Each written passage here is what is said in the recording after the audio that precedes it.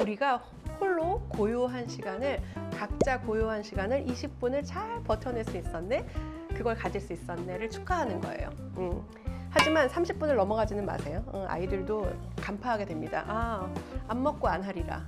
함께 되게 즐거웠던 시간, 함께 행복했던 시간을 책 읽기를 하면서 가졌던 아이는 다시 책으로 돌아올 수 있답니다. 책 읽기가 즐거워지는 10가지 방법. 안녕하세요. 저는 독서 교육과 문화에 대해서 책 쓰고 강의하고 기획하고 연구하는 책과교육연구소 김은아입니다.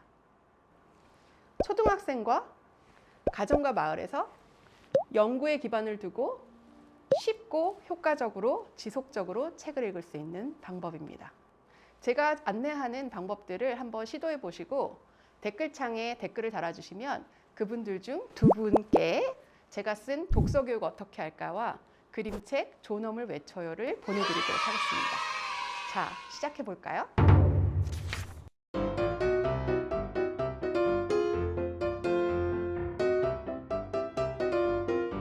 간식이 있는 묵독 파티. 규칙적으로 묵독 파티를 한번 열어보세요. 조용히 자기 책을 읽는 거죠. 이걸 SSR이라고 Sustained Silence Reading이라고 해요. 지속적으로 묵독하는 거, 매일 15분 읽기, 이런 것들이 다 여기에 해당되는 거거든요. 매일 15분이면 가장 좋지만 사실 그렇게 하기가 쉽지는 않아요. 그래서 일주일에 한 2~3번만이라도, 아니면 최소한 일주일에 딱 한 번만이라도 요일과 시간을 딱 정해놓고 각자의 책을 읽는 시간을 갖습니다. 그래서 이렇게 북박스에 있는 자기의 북박스를 딱 가져와도 좋고, 그 안에 있는 책을 하나 골라서 읽는 거죠. 한 15분 정도를 읽는데 핸드폰이 가까이 있으면 방해가 되기가 굉장히 쉬워요. 그래서 모두의 핸드폰을 다 걷어서 아예 다른 방에 보이지 않는 곳에 둡니다. 그렇게 하고 한 명의 핸드폰에 15분 정도의 알람을 이렇게 세팅을 해놓는 거예요. 그래서 그 알람이 울리면 이 묵독 파티는 끝나는 거죠. 그래서 그 사이에 읽는 거예요. 묵독 파티를 할 때 간식이 있으면 조금 더 긴장도를 낮춰주는 그런 효과가 있어요. 읽기를 좋아하지 않는 사람은 읽기 직전의 긴장도가 굉장히 높아지거든요. 그래서 입에 뭔가 조금 씹을 만한 것들이 있고, 약간 또 마실 것이 있으면 조금 더 읽을만해집니다. 그래서 편안한 자리를 다 각자 잡고, 엎드려 읽어도 좋고 앉아 읽어도 좋고 소파에 편하게 읽어도 좋아요. 그리고서는 알람을 시작하면서 시작하는 거죠. 그리고는 움직이지 않고 그 자리에서 15분 동안에 묵독을 하는 거예요. 띠리리리리 15분이 끝나면 묵독을 끝내고 다 같이 모여서 어떤 책을 읽었는지 서로 보여주는 아주 간단한 묵독 파티를 합니다. 15분 한번 성공하고 나면 그 다음에 한번 16분을 한번 도전해봐도 괜찮아요. 17분, 18분. 그래서 한 5분 정도, 한 20분까지 됐을 때 또 한번 큰 파티를 해보는 거죠. 이번에는 그냥 과자 정도가 아니라 아이가 좋아하는 피자도 좋고 치킨도 좋고, 그래서 우리가 같이 한번 그 기쁨을 나누는 거예요. 우리가 홀로 고요한 시간을, 각자 고요한 시간을 20분을 잘 버텨낼 수 있었네, 그걸 가질 수 있었네를 축하하는 거예요. 하지만 30분을 넘어가지는 마세요. 아이들도 간파하게 됩니다. 안 먹고 안 하리라. 그래서 30분까지 좀 채워주면 30분을 우리가 5번 성공했다, 6번 성공했다, 그걸 축하해 주시면 될 것 같아요. 그래서 성공의 경험을 자주 겪는 거, 책 읽기가 그렇게 어렵지 않은 일이다 라고 하는 그 집중의 시간을 다른 사람들 덕분에, 이 가족들 덕분에 여러 번 성공할 수 있으면 참 좋아요. 어떤 책을 고르든 너무 욕심내지 마시고요. 또 너무 길게 안 읽으려고 해요. 얘는 딱 15분이면 더 이상 안 하고 싶어 해도 너무 뭐라고 하지 마세요. 욕심내지 마시고요. 네. 주말만이라도 한번 시작해 보세요. 이 묵독 파티 할 때 간식으로 뭐가 좋을까요? 엿이요. 엿. 왜 엿이요? 입 딱 붙이고 읽으라고. 입 붙이고 읽으라고? 약간 단 거를 읽으면 조금 마음이 편하긴 하지만, 아니면 너무 양념이 있는 닭발 이런 건 좀 별로겠죠. 네. 손에 묻지 않는 이런 걸로 준비하시면 되겠습니다.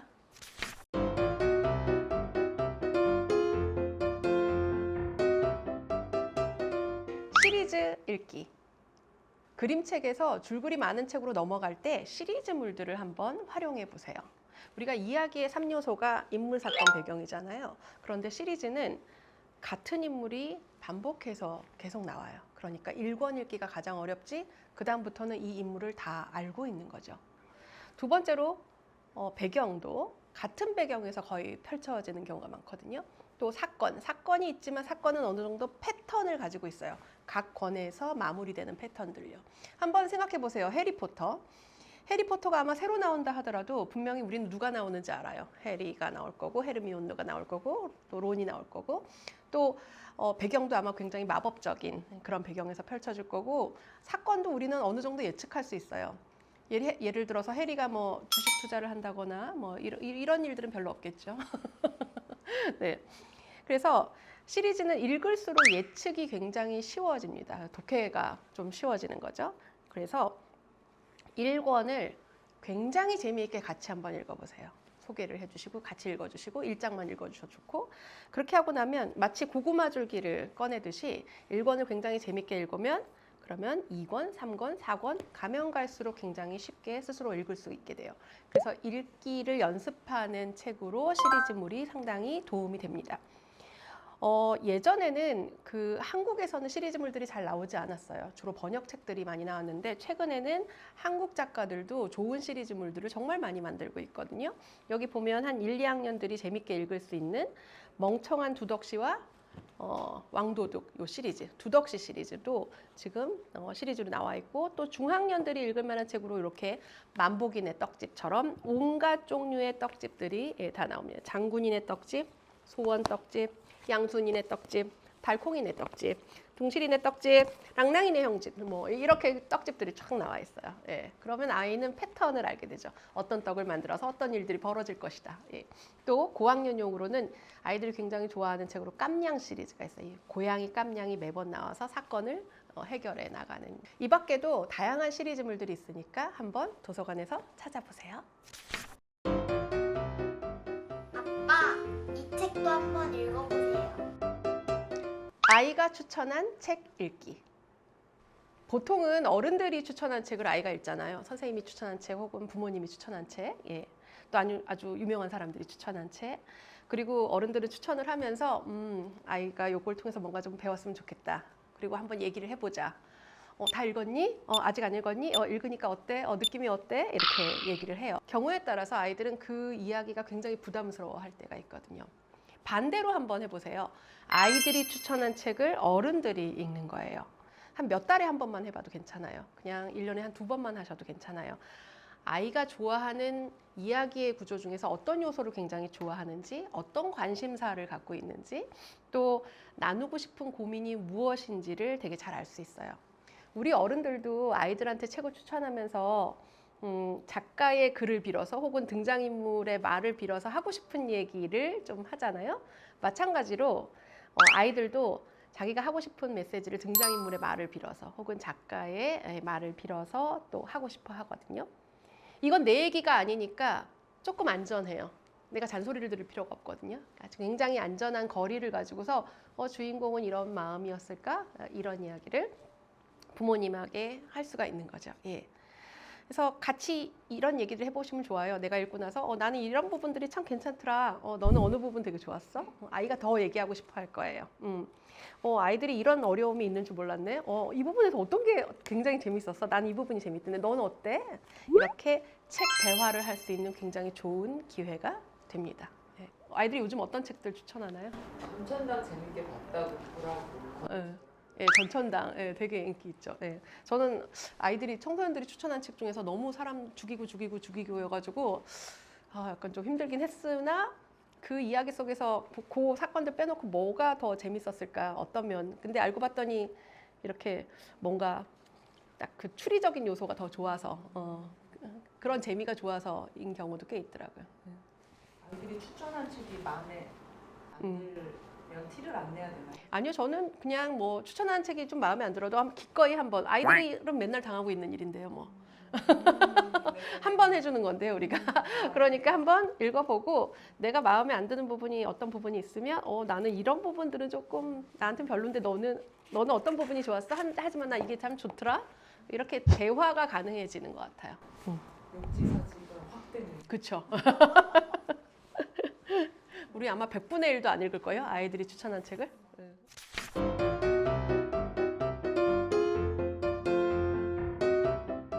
책 읽기를 즐겁고 행복한 시간으로 만들기. 마지막으로 가장 중요한 거. 가족들이 함께 읽는 시간이 즐겁고 행복하다 하는 느낌을 갖게 하는 거예요.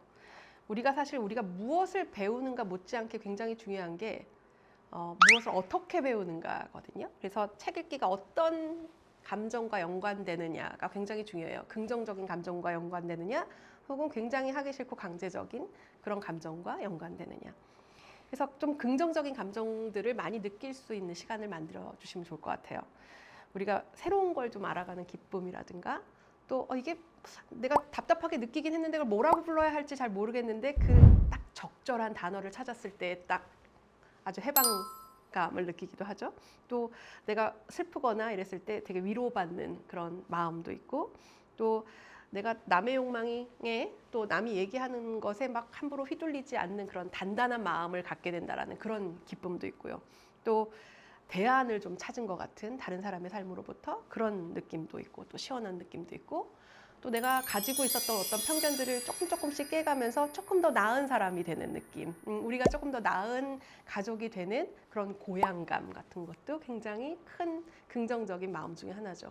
어쩌면 가장 중요하게 또 함께 같이 상상하고 낄낄거리고 즐거워하는 시간을 갖는 사이가 된다라고 하는 거, 어쩜 가장 중요한 거일 수도 있겠어요.